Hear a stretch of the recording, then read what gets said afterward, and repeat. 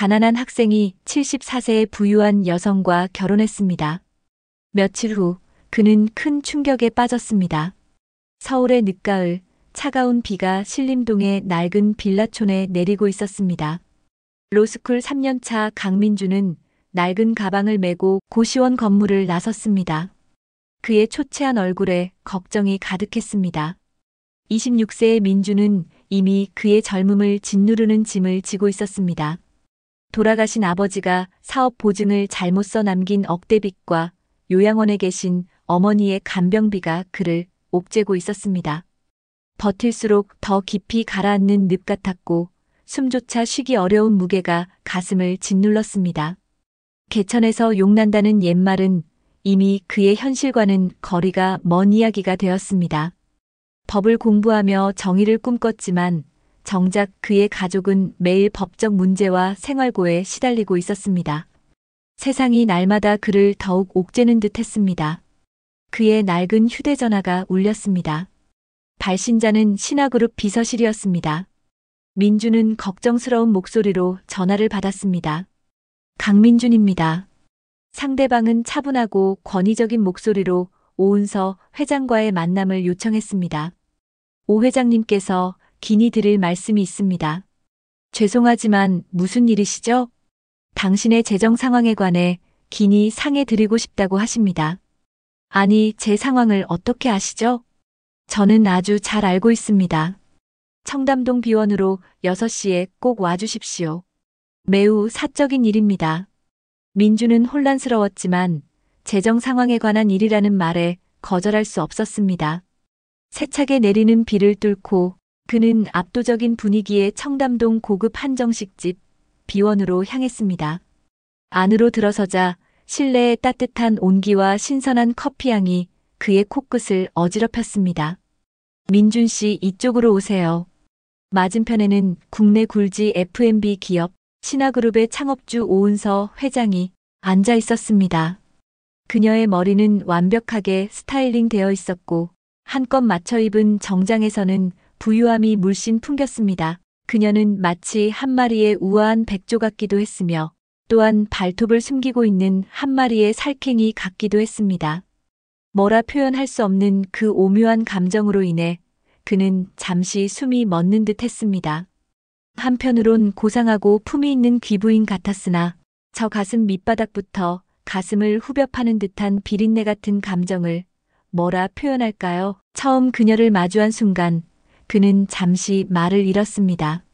세월이 남긴 주름 사이로 흐르는 고요한 품위, 그리고 그 너머에 숨겨진 어떤 깊은 슬픔이 공기처럼 조용히 그를 감쌌습니다. 그녀는 단정했고 고상했습니다. 하지만 그 고상함은 단지 겉모습이 아니었습니다. 그것은 잃어버린 시간과 견뎌낸 고통이 만들어낸 어떤 단단한 아름다움이었습니다. 그는 순간 자신이 너무 가벼운 존재처럼 느껴졌습니다. 감히 다가서도 될까? 그녀의 삶에 발을 들여도 될까? 그런 생각이 머릿속을 스쳤습니다. 그러면서도 그녀의 눈빛 속에서 말로 설명할 수 없는 어떤 비릿한 감정이 조용히 그러나 깊게 그를 파고들었습니다. 그것은 외로움이었고, 그것은 기다림이었고, 그것은 아직 끝나지 않은 이야기의 시작이었습니다. 민준 씨, 여기 앉으세요. 74세의 오 회장은 나긋했지만 단호했습니다. 민주는 망설이다 그녀의 얼굴을 마주보며 앉았습니다. 오 회장은 민준의 모든 사정을 알고 있었습니다. 오 회장님, 무슨 일로 절 보자고 하셨습니까? 오 회장은 찻잔을 내려놓고 본론을 꺼냈습니다. 민준 씨, 나는 당신의 아버지가 남긴 빚에 대해 잘 알고 있습니다. 그리고 당신이 얼마나 힘들게 하루하루 버티고 있는지 너무 잘 알고 있습니다. 아버지의 빚, 어머니의 간병비까지. 제가 모두 해결해 드릴게요. 조건은 하나예요. 나와 결혼해 주세요. 결혼이라고요? 그 말은 공기 중에 무겁게 뿌려졌습니다. 민주는 크게 놀라 어안이 벙벙했습니다. 농담하지 마세요. 그는 고개를 저었습니다. 머릿속은 헝클어진 실타래처럼 복잡했습니다. 왜 저에게 이런 말도 안 되는 제안을 하시죠? 생각할 시간이 필요해요. 네, 당연합니다. 그러나 이 제안은 다음 주까지만 유효합니다. 오 회장은 표정 변화 없이 말했습니다. 우리가 사랑하는 사이도 아니고 이건 로맨스가 아닙니다. 나는 법적 지위가 안정된 남편이 필요하고 당신은 돈이 필요하잖아요. 나는 당신의 모든 빚을 청산하고 당신 가족들을 지원하겠습니다. 그 대가로 당신은 나의 남편이 되는 겁니다. 그날 밤 그는 잠을 이루지 못했습니다. 잠든 어머니의 창백한 얼굴을 가만히 들여다보았습니다. 어머니의 치료비로 가진 돈을 모두 썼고 여동생의 학비도 걱정이었습니다. 그는 현실의 절박함과 내세울 것 없는 자존심 사이에서 갈등했습니다. 돈 때문에 사랑하지도 않는 여자와 결혼을 한다고? 다음 날 민준의 어머니도 이 사실을 알게 되었습니다. 어머니는 조심스럽게 민준에게 말했습니다. 민준아, 나는 네가 이 결혼을 했으면 좋겠어. 돈 때문이 아니라, 아니 돈 때문에 말이지. 그동안 네가 망가질까봐 두려웠어. 난 널 잃고 싶지 않아. 나는 네가 살기를 바래. 그래서 사랑 없는 결혼이지만 했으면 하는 거야. 네가 살아야, 그래야 우리도 살 수 있으니까. 다음 날 민주는 오 회장을 만났습니다. 이전처럼 그녀는 고상하고 침착했습니다. 결혼 결정했나요? 네, 하겠습니다. 민주는 숨을 들이쉬며 말했습니다. 그녀는 살짝 웃으며 민준을 바라봤습니다. 결혼은 즉시 진행될 겁니다. 그리고 일주일 후 호텔 객실에서 결혼식은 조용히 진행되었습니다. 하객은 오 회장의 지인 몇 명과 변호사만이 참석했습니다. 결혼 서약을 하는 동안 민준의 가슴은 콩닥콩닥 뛰었습니다. 알 수 없는 불안감이 가득 찼습니다. 민준은 생각했습니다. 나는 과연 가족과 나를 구한 건가? 아니면 내 영혼을 돈에 팔아 넘긴 건가? 결혼식이 끝난 후 민준은 낡은 캐리어 하나를 끌고 오 회장의 평창동 저택에 들어섰습니다. 집 주위로 담장이 높게 둘러져 있고 대문 안으로 펼쳐지는 긴 마당을 따라 겨울 나무들이 보였습니다. 꽃들과 나무들이 예쁘게 뽐내던 계절을 지나 지금은 앙상한 모습으로 힘겹게 봄을 기다리는 중이었습니다. 집은 거대한 박물관을 연상시키듯 크고 웅장한 모습으로 돈 냄새를 풍겼지만 창문만은 어쩐지 어둡고 습해 보였습니다. 민주는 나그네처럼 혹은 막 쫓기는 사람처럼 캐리어를 끌고 들어갔습니다. 오 회장은 그를 반갑게 맞이했습니다. 어서 와요, 민준 씨. 잘 오셨어요. 김 집사는 냉정한 표정으로 그를 맞았습니다. 김 집사는 그에게 차가운 시선으로 말을 건넸습니다. 이쪽은 민준 씨의 별채입니다. 회장님과는 생활 공간이 분리되어 있습니다. 민준은 최고급 가구와 호화로운 시설을 갖춘 별채로 안내받았습니다. 하지만 그 고급스러운 방은 사람의 온기가 느껴지지 않는 차가운 감옥 같았습니다. 민준은 돈이 가족을 구원해 주었지만 자신을 새로운 감옥에 가두었다고 느꼈습니다.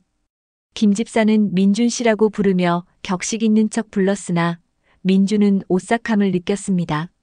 저녁 식사 시간은 6시 반입니다. 방은 호화로웠고 침대는 넓고 컸으며 오래된 가구들은 골동품처럼 보였습니다. 민준은 넓고 조용한 저택 생활에 적응하지 못했습니다. 집사나 다른 직원들조차 눈을 마주치지 않았고 그를 투명인간 취급했습니다. 그날 저녁 민준은 저녁 식사 자리에 앉았습니다. 직원들은 조용히 움직이며 시중을 들었습니다. 오 회장은 능숙한 솜씨로 연어 스테이크를 썰고 있었습니다. 생활은 어떤가요? 잘 적응하고 계신가요? 그녀는 비웃듯 뭐 어쨌든 상관없어요. 당신은 지금 여기에 있으니까 다른 건 아무래도 상관없어요. 어느 날 저녁 식사 자리에서 민주는 조심스럽게 오 회장에게 질문했습니다. 돌아가신 회장님께서는 어떤 분이셨습니까? 오 회장의 표정이 굳어졌습니다. 그녀는 냅킨으로 입술을 닦으며 말했습니다. 당신의 아버지와도 사업적으로 얽힌 적이 있었다고 했습니다. 그녀는 날카로운 어조로 경고하듯 말했습니다. 마무리가 안 된 일이란 반드시 흔적을 남기는 법이죠. 짐작하시겠지만 모든 만남이나 일이 좋게 잘 끝나지는 않죠. 마크의 심장은 쿵닥거렸습니다. 무슨 뜻이죠? 그녀의 눈빛이 날카로워졌습니다. 당신은 곧 내가 당신을 선택한 이유를 알게 될 겁니다. 민주는 그녀의 말에 깊은 불안감을 느꼈습니다. 어느 날 저택을 배회하던 그는 2층 복도에 항상 잠겨있는 낡고 오래된 별채 서재를 발견했습니다. 집은 너무나 조용하고 을씨년스러웠습니다. 며칠 후 민주는 김 집사가 다른 직원과 속삭이는 것을 우연히 엿들었습니다. 회장님 정말 독하시지. 그때 그 일 반드시 마무리해야 하신대. 왜 저 젊은이지? 그는 알까? 그녀는 아무 이유 없이 절대로 일하는 사람이 아니야. 세상에 비밀이 어딨어. 결국에는 그 사람도 알게 될 거야. 민주는 자신이 모르는 비밀이 이 저택에 숨겨져 있음을 확신했습니다. 어느 날 오후 민주는 오 회장의 집무실에서 우연히 발견한 장식 열쇠를 주머니에 넣었습니다. 그는 이 열쇠가 잠긴 서재 문을 여는 열쇠라고 직감했습니다. 한밤중 민주는 숨막히는 긴장감 속에 열쇠를 돌렸고 문이 삐걱거리며 열렸습니다. 100만 가지 질문이 그의 마음을 맴돌았지만 오 회장이 숨기고 있는 그것이 무엇이며 그녀가 정말 왜 나를 선택했을까? 먼지가 가득한 서재는 과거의 유물 같았습니다. 창가로 들어오는 달빛만이 무심히 그를 비추고 있었습니다. 그는 책상 위 30년 된 낡은 금고를 발견했습니다. 마치 시간이 멈춰버린 듯 쌓인 먼지와 빛바랜 가구, 그리고 낡아서 누렇게 바랜 벽지, 한때는 너무나 행복했을 액자 속에 들어있는 사진들만이 그 자리를 지키고 있었습니다. 한때는 젊은 남자였고 한때는 젊고 예쁜 여자였을 오 회장 사진이 눈에 들어왔습니다. 같이 있는 사람은 분명 그녀의 남편임이 틀림없습니다. 금고 안에는 충격적인 문서들이 있었습니다. 가득 쌓인 문서들 사이로 낯익은 이름이 보이는 서류를 발견했습니다. 아버지의 자필 각서였습니다. 거기에는 충격적인 내용이 담겨 있었습니다. 민준의 아버지가 오 회장의 남편에게 거액을 편취하고 잠적한다는 내용이 담겨 있었습니다. 모든 책임은 강덕수 본인에게 있으며 후일 변제하겠다. 민준 아버지와 오 회장 남편 사이에 실패한 사업 거래를 상세히 적고 있었습니다. 오 회장 남편이 민준의 아버지를 사기로 고발했습니다. 당신이 한 거짓말로 나는 완전히 망했으며 내 가족은 아무것도 남지 않았다고 민준은 숨이 탁 막혔습니다. 그리고 오 회장의 일기장이 보였습니다. 강덕수 때문에 내 남편이 심장마비로 세상을 떠났다. 강덕수의 아들을 데려와 그의 영혼을 짓밟고 가문이 무너지는 고통을 똑같이 느끼게 해주겠다. 그 아이는 내 복수를 위한 덫이다. 민주는 충격으로 서류를 떨어뜨렸습니다. 결혼은 거래가 아닌 복수극의 희생양으로 그를 끌어들인 덫이었습니다. 바로 그때 뒤에서 차가운 목소리가 들려왔습니다. 재미있으신가? 강민준? 오 회장은 문 앞에 서 있었고 분노로 가득 찬 그녀의 눈빛은 살기가 느껴졌습니다. 민주는 얼음장 같은 얼굴로 굳어 있었습니다. 그녀의 갈라진 목소리만이 어둠 속에 퍼졌습니다. 민주는 떨리는 목소리로 항변했습니다. 당신 남편의 복수 때문에 나를... 내가 무슨 죄가 있습니까? 도대체 뭘 하고 있는 겁니까? 왜 나랑 결혼한 거죠? 아버지 때문에 저한테 복수한 겁니까? 오 회장은 비웃었습니다. 당신 아버지 때문에 내 남편이 죽었어요. 당신 아버지의 피가 흐르는 당신이야말로 내 고통을 완벽하게 재현할 도구였죠. 그녀는 눈빛이 굳어지며 민준 씨는 시키는 대로만 하면 돼요. 그럼 이전보다 더 좋은 상황으로 떠날 수 있을 거예요. 민준은 분노에 떨었습니다. 당신도 결국 아버지와 똑같이 남을 망가뜨리는 악덕 사업가일 뿐입니다. 오 회장은 그에게 경고했습니다. 당신이 질문할 위치가 아닙니다. 시키는 대로만 하세요. 민주는 주먹을 꽉 쥐었습니다.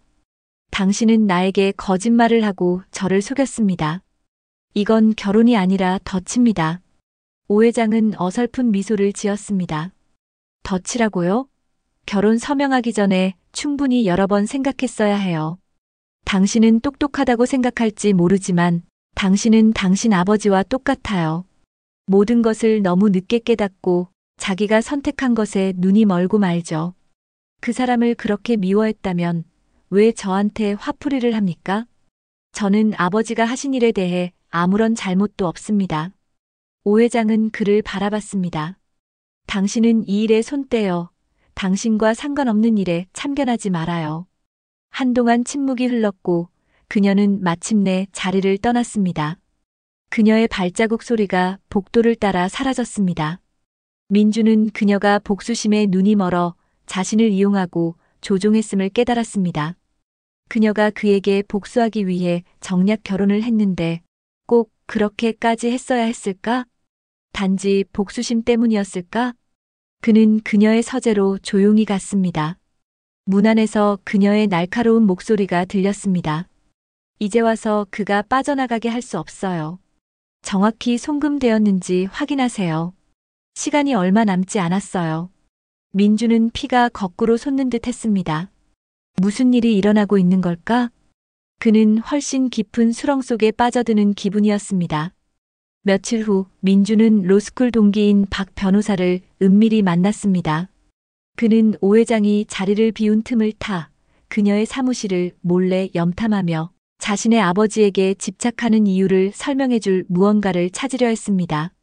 민주는 조용히 사립 탐정을 고용했으며 그가 알아낸 바로는 민준의 아버지는 돌아가신 오 회장 남편에게 사기 부동산 거래로 속여 재산을 빼앗았고 그 충격으로 오 회장 남편은 심장마비로 사망한 것입니다. 오 회장은 모든 것을 잃고 그 충격을 견디며 민준에게 복수할 것을 다짐했던 겁니다. 그녀는 민준과 결혼한 후 아버지의 죄를 민준에게 뒤집어 씌울 계획도 하였습니다. 박 변호사는 오 회장이 최근 사업에서 배임과 횡령 정황이 발견됐고 그에게 조심하라고 경고했습니다. 그는 오 회장 관련 자료를 넘기며 조언을 구했습니다. 오 회장, 보통 사람이 아니야. 조심해. 민주는 복수의 덫에 걸린 말이기를 거부했습니다. 그는 증거를 더 모으기로 결심했습니다. 늦은 밤 그는 오 회장의 사무실에서 아버지에게 보낸 편지를 발견했습니다. 편지에는 내 남편은 스트레스를 견디지 못하고 세상을 떠났어. 당신 가족이 당신이 한 일에 대해 대가를 치르게 할 거야. 라는 맹렬한 저주가 담겨 있었습니다. 오 회장의 행동은 재산을 넘어 오랜 고통과 증오심에서 비롯된 것임이 명확해졌습니다. 오 회장이 잃어버린 재산을 되찾기 위해 해왔던 불법적인 증거도 확보했습니다. 박 변호사는 이 정도 증거면 그녀를 무너뜨리기엔 충분해. 하지만 그녀가 이 사실을 알게 되면 너를 가만두지 않을 거야. 민주는 그에게 말했습니다. 그녀는 지금까지 충분히 피해 입고 고통받아왔어. 이제는 그만 멈출 거야. 그만 끝낼 시간이 왔어. 민주는 증거가 담긴 가방을 꽉 움켜잡고 있었습니다. 그날 저녁 오 회장이 냉랭한 태도로 들어왔을 때 민주는 일어서서 그녀를 맞았습니다. 우리 이야기 좀 해요. 무슨 이야기요? 지금 하지 않으면 안 될 무슨 급한 일이라도 있나요? 민주는 가방에서 횡령 증거의 서류들을 꺼내 보였습니다. 저는 모든 것을 알고 있습니다. 아버지가 잘못한 것에 대해서도 당신 남편이 그로 인해 심장마비로 돌아가신 것도 그리고 당신이 재산을 되찾기 위해 해왔던 각종 불법적인 일도요. 그녀의 차분한 눈빛이 흔들렸습니다. 나는 당신의 마음은 충분히 이해하지만 당신이 그로 인해 그동안 상처인인 사람들은 생각해 보셨습니까? 저를 비롯해 무고한 사람들이 당신의 복수심으로 얼마나 힘들었을지 한번 생각해 보십시오. 그녀의 어깨가 흔들렸고 순간 그녀의 눈에서 후회하는 빛이 약간 보이는 듯했습니다. 내 앞에서 다른 사람에 대해서 그렇게 말하지 마세요. 저도 쉽지 않았어요. 당신을 보면 죽은 남편이 생각나요. 당신의 불꽃 같은 고집, 그 눈빛, 처음엔 아무런 감정도 느끼지 않을 거라 생각했었죠. 하지만 지금 이렇게 우리가 나란히 있네요. 정말 그렇게 느낀다면 이제 그만 멈추세요. 너무 늦기 전에 모든 것을 놓아주세요. 당신의 복수는 여기서 끝나야 합니다. 오 회장의 안색은 창백해졌습니다. 민준 당신이 저지른 불법 경영 증거 이미 검찰 특수부에 전달했습니다. 바로 그때 정장 차림의 검찰 수사관들이 사무실로 들이닥쳤습니다. 다다 당신이 불렀군요. 오은서 회장님 배임 및 횡령 혐의로 긴급 체포합니다. 오 회장은 분노와 경멸이 뒤섞인 눈빛으로 민준을 노려봤습니다. 당신이 나를 민준은 흔들리지 않는 목소리로 답했습니다. 당신이 나에게 선택의 여지를 주지 않았습니다.